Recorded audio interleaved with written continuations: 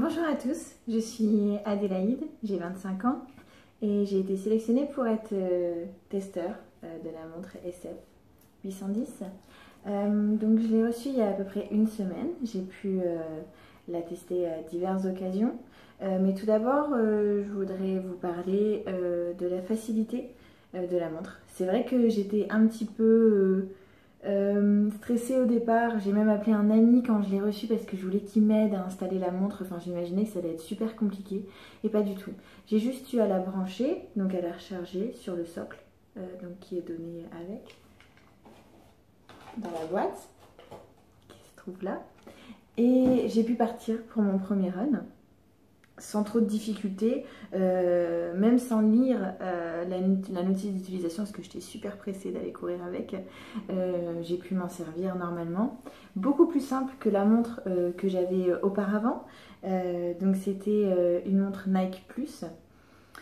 Donc j'ai pas encore testé toutes les fonctionnalités de cette montre. Je suis juste allée courir donc sur plusieurs distances. J'ai fait un 10 km, j'ai eu une course aussi dimanche, une course nature de 22 km. Donc la montre s'est très bien comportée avec moi, c'était parfait. J'ai pu aussi donc remarquer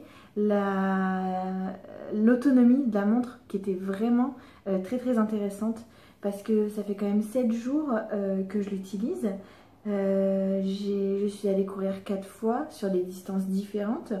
Et c'est vrai que là, donc j'ai eu mon dernier run ce matin, il me reste encore un bâton de batterie, alors que je ne l'ai pas rechargé du tout depuis le premier rechargement à 100%.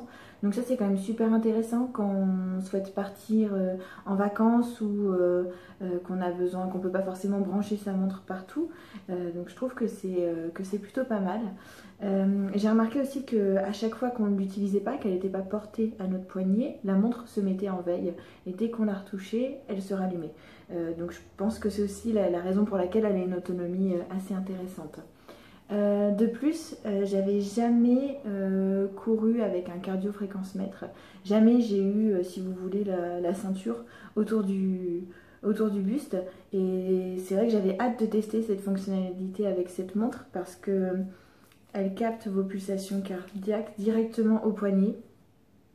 Avec ça, donc ça s'allume en vert et ça capte vos pulsations cardiaques. Donc c'est vrai que c'était très intéressant de courir en découvrant autre chose que la vitesse ou les kilomètres auxquels on allait. Donc voilà, donc j'ai hâte d'en savoir un peu plus sur cette montre, de faire un peu plus la découverte. Dès la semaine prochaine, je vais tester une séance de fractionné avec et je reviendrai vers vous pour vous en parler. Merci.